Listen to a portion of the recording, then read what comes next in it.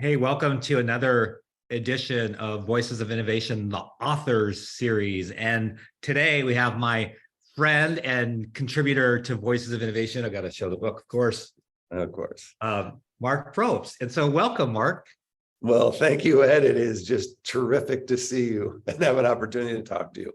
Yeah, likewise. And so we're going to actually, cover two topics really quick because I know everyone will be so fascinated to hear from you. But real quick on the book. So, Marc, as you know, and you were so gracious to contribute, you were CIO of Intermountain, and you were so gracious to contribute. We're going to talk about your contribution and the concept of simplicity and innovation. But what's the coolest thing about it is not only does it help share best practices, and like the example that you give in the book, and I don't want to steal your thunder, it's so good, it's so clear, and it really helpful for people. So not only does it help other organizations with innovation, other leaders like try to figure out how to really accelerate innovation in their organizations and share best practices, save more people's lives and those sort of things. But the proceeds go to help cure cancer. So in this case of this book, goes to Mary Crowley Cancer Research. It's located in Dallas, Fort Worth area.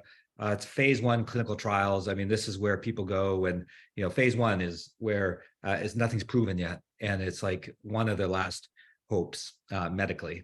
And so it's really a very mission-driven organization. So thrilled that we could be part of that. And so, but Marc, before we get into your contribution, tell us about what you're doing. Well, right now I'm sitting in Guatemala, Antigua, Guatemala, which is actually quite beautiful. And my wife and I are down here serving as the leaders of a mission for 3 years. So we've been here about a year, almost can speak Spanish again, because we both served as youth, as missionaries in Spanish-speaking countries.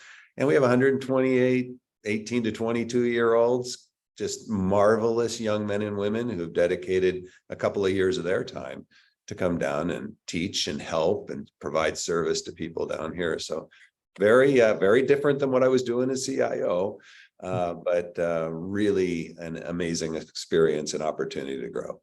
Yeah, I'm just fascinated. That's why I want to talk about it a little bit, because you were this marquee CIO of the year, just amazing, leader. I loved always getting together with you. We co-taught with CIO Chime Bootcamp, and then I know we've picked up the phone more than once, and then you had a chance to visit and commiserate and talk, about all these leadership things. And so you and your wife had this incredible opportunity, right, to sort of put that aside for a while and sort of where you were living and take on a mission. So what are some insights? And you can share anything, 1 or 2 insights that you've gleaned in this first year.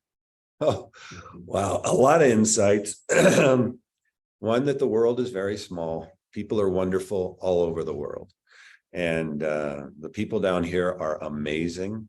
I'm Christian, obviously, and the people here are so Christian. I mean, I've mentioned a number of times to my wife that it's so wonderful to be where everyone believes in similar things that we believe in. And so that's kind of nice. But the kids, the people always ask me, what's the best thing about the mission? It's the missionaries. It's the kids that are here.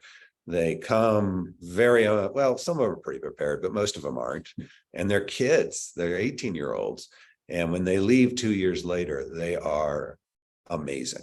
And they're amazing while they're here too. But you just see this growth in these kids and their willingness to serve others. And their life circumstances are pretty difficult here. Yeah. The living is not, it's certainly not the US. Their homes are not what they're used to. Their beds are certainly not what they're used to. Their food's not what they're used to. And they start working at 6:30 every day and end at 9:30. And they're doing it. So they are amazing. And that's probably the biggest insight I've gotten, is just how wonderful the youth of this world are and can be. Yeah, that's cool. I'm I don't think jealous is the right word. I'm not sure what envious, that you and your wife get to do that. And I hope we do some short-term missions, my family, but I hope at some point I could devote more time like you all have chosen to do.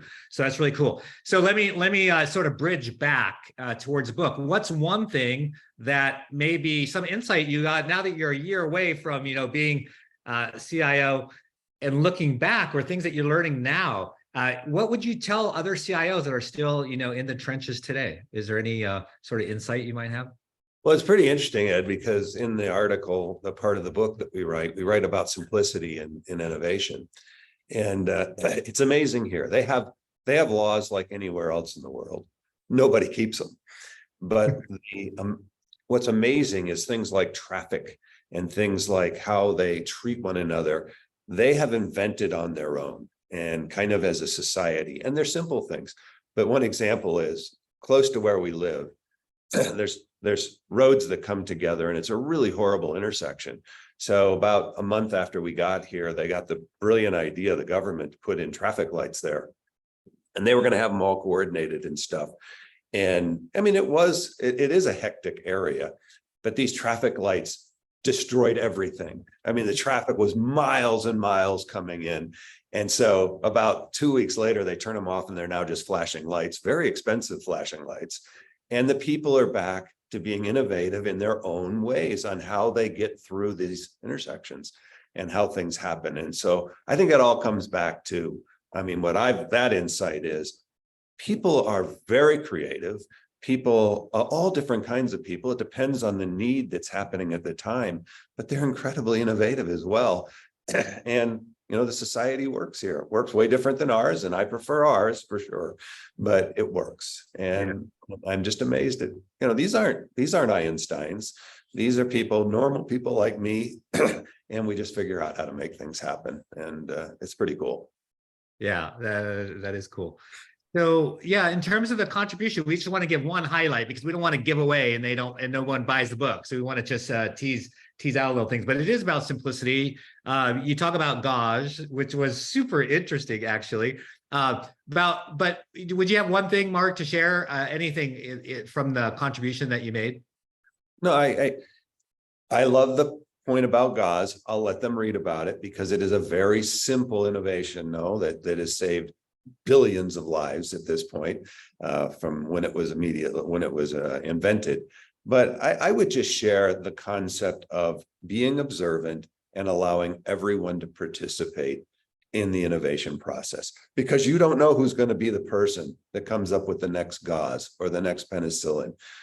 I love huge innovation. In fact, I was involved in a startup right before we came on the mission where we're inventing something that's incredibly complex.